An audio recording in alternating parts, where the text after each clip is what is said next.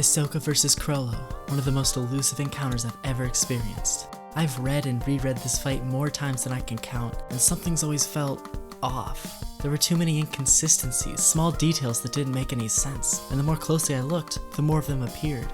I spent a long time totally confused, but then I realized something. Chrollo isn't the type of person to give his opponent an advantage. I don't believe his explanation of his abilities was for the sake of style or out of the goodness of his heart. I think he was deliberately laying verbal traps for his opponent through subtle lies in his wording. Almost every piece of information he gave was near to the truth, but it obscured reality just well enough to throw Hisoka off balance and sow the seeds for Chrollo's victory. Before I start analyzing, I want to say that this isn't a summary, this is an in-depth interpretation. If you aren't familiar with Chrollo's explanation of his abilities, I would suggest watching New World Review's summary of the fight before continuing on. I'll give you a second to do that. Still here? Let's do this. After starting out by controlling the judge with Black Voice, Chrollo set his first trap. He made the judge explode at the point he'd affixed the sun and moon mark, and then, while explaining how the ability worked, he used some tricky wording. He said, when the marks touch each other, they explode. In reality, this isn't exactly how the sun and moon works. A subtle but important lie was woven into Chrollo's words. He later says that when someone had attacked Meteor City, the elder who originally owned the ability turned one of their brethren into a bomb to send a message. I don't believe the marks explode when they touch each other. I believe whatever's marked becomes a bomb, with the marks being the detonator, and the caster can choose what part of the bomb to explode upon detonation.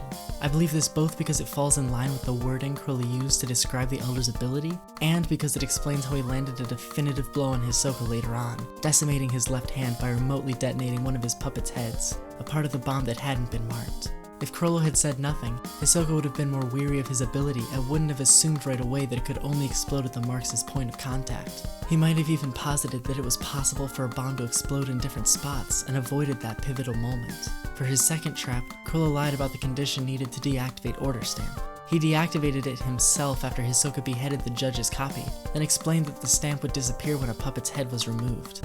But this isn't the case. The mark doesn't disappear even if a puppet loses its head. This was proved later on when we saw Hisoka carrying a puppet's severed head with the stamp still on it. You might ask, well, why does that matter? It matters because of the next two traps Chrollo set within his explanation of Order Stamp. This time, the lies weren't in what he said, but in what he decided to leave out. First, he stamped the judge's copy and the majority of his clones on their foreheads, but he can stamp puppets anywhere on their body. This was proved after we saw him creating a group of clones with Gallery Fake that acted alive, but didn't have stamps on their foreheads. Gallery Fake can't create living copies, and if it creates a copy of a living thing, the copies will be lifeless. This may seem insignificant, but its importance can't be overstated because of the next piece of information Chrollo left out. Order Stamp is a product of Postmortem Nen, not the sun and moon, and its being active keeps Gallery Fake's clones from disappearing even if Chrollo closes his book. How can we know this? Well, there's actually a lot of evidence. Instead of Hisoka's deduction of Chrollo's strategy that involved 8 steps, I believe Chrollo's course of action only had 6 that created a loop. Activate Gallery Fake, place the bookmark and close the book, create a crowd of copies, activate Order Stamp, stamp the copies, command them to break Hisoka, and then close the book and repeat. This is how he created so many clones in such a short amount of time, and it's how he kept making more later on as Hisoka was holding a defensive position, assuming Chrollo couldn't create more puppets because Order Stamp was still active. If he'd been following Hisoka's deduction, the crowds of clones wouldn't have been nearly as large in the beginning of the fight, or especially in the end. Chrollo then deactivated Order Stamp only on the clone Hisoka was holding to make it look like Hisoka's deduction that he couldn't create more was correct, even though he'd been continuing to grow his army's numbers while Hisoka stalled. Additionally, early on as Hisoka was being attacked by droves of clones, we saw several times that Chrollo's book didn't have the bookmark in it. The truth was, he didn't need it to be open at all since Order Stamp would keep Gallery Fake active. He was holding it out to purposefully throw Hisoka off and make him assume that Order Stamp and Gallery Fake were open and bookmarked respectively. Lastly, Chrollo could have ended the fight several times in the beginning if all the clones were also bombs. What point would there have been in waiting until the end to use them? None.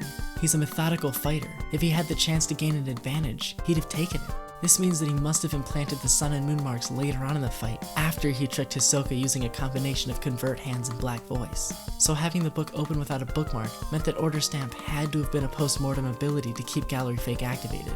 Deactivating Order Stamp as Hisoka beheaded the judge's clone, then deactivating Gallery Fake after, was Chrollo's way of keeping Hisoka from deducing his true strategy. Explaining that, when a copy vanishes, you may conclude Gallery Fake has been deactivated, was meant to disorient his opponent. Chrollo knew that for someone who was as much of a fighting genius as Hisoka, false information that forced assumptions would be more detrimental than no information at all. We got to see how incredibly careful and calculating Hisoka was at the beginning of the fight when he first saw the judge explode. He thought to himself, the blood could be bad, and jumped back using bungee gum he'd placed earlier as a contingency plan. Hisoka was as flexible and adaptable as his ability, and Chrollo knew there was a likelihood that the murderous magician would figure out his abilities even if he didn't receive any explanation at all. So he purposely gave false explanations that seemed true to make Hisoka's job even harder. Chrollo controlled and manipulated Hisoka's line of deduction throughout the entire fight, and that control was the deciding factor in the outcome of their battle. For the batch of clones that attacked Hisoka near the end, Chrollo was able to focus solely on planting the sun and moon marks, having his book closed with the bookmark on the sun and moon. Order Stamp's post-mortem properties allowed both it and Gallery Fake to stay active as Chrollo armed his puppets as bombs, setting up the final condition for his victory. I'd also like to bring up something I think a lot of people missed in the final moments of the fight. I've heard people say that Hisoka's bungee gum was taken down from the ceiling twice with no explanation, but that isn't the case. For the first time since his introduction into the story, Hisoka was being pressed into a corner. He was overwhelmed. First he tried to activate bungee gum with his right leg, but he hadn't noticed that his foot had been blown clean off. As he tried to use the other leg, Chrollo knocked him out of the air with a human projectile. Then, when Hisoka went to activate bungee gum with his right hand, he forgot he'd already attached his ability to a clone's severed head. This was him reeling in shock, moments before death. These instances of confusion weren't an inconsistency, they were a futile attempt to prolong the inevitable by a man with one foot literally in the grave. As the battle came to a close and Hisoka found himself falling to his death, he made one last desperate attempt to stay alive, and miraculously, it worked. By engaging in post-mortem Nen, the very thing that had led to his defeat, he was able to come back to life and live to fight another day. And now, he had a singular focused goal, to stamp out the spider that had trapped him in its web of lies. This has been Evan. Thank you for watching. Hey, so I'd like to let you all know that I have a Patreon, and I would be really honored if you would help me out. I want to make more videos, I want to keep doing this, and, it would make it a lot easier if I could be, spend more time on this instead of working outside of this, and, really put a lot more energy into making new projects and putting out more videos and making higher quality content for y'all. I hope you enjoyed the video, and I hope you have a wonderful day. Bye.